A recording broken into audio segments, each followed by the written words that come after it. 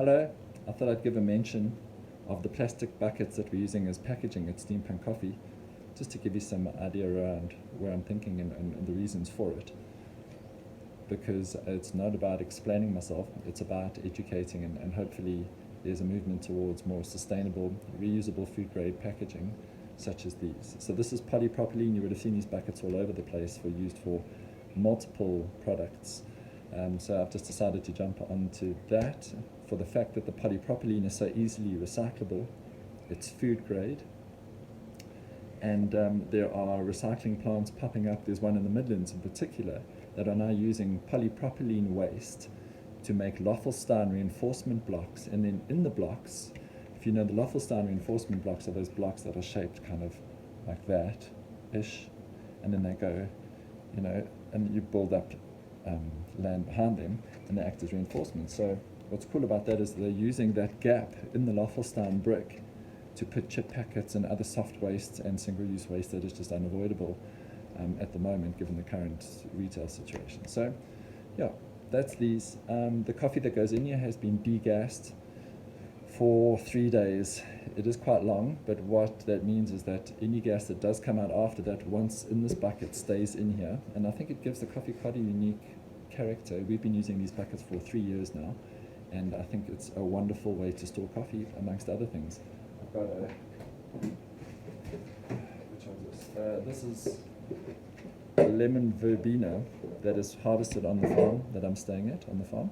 And yeah, these buckets are great. So these little tabs, you can choose to either snap them off or leave them on. This one just came off, it's quite cold this morning.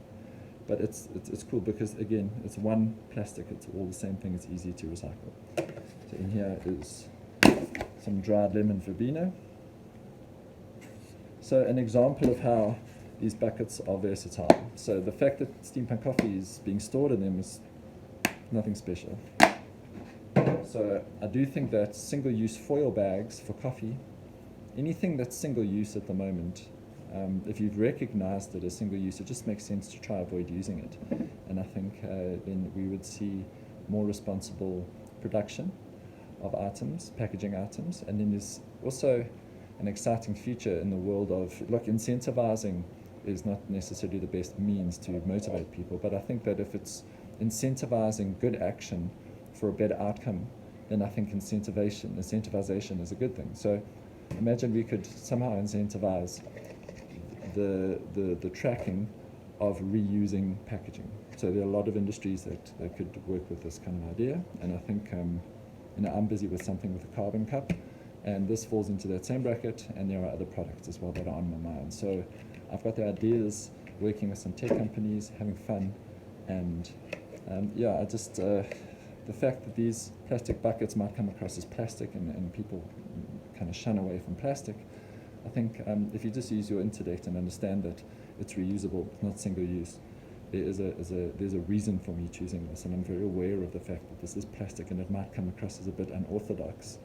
Although, if we put all those preconceived notions aside, I think we can come to a conclusion that plastic at the moment, reusable forms, polypropylene, HDPE, LDPE, I think they do like a thicker LDPE, which is quite interesting as well. They use them in the dairy industry, reusable as well. All washable, all good to go. So that's the story. Thanks for watching.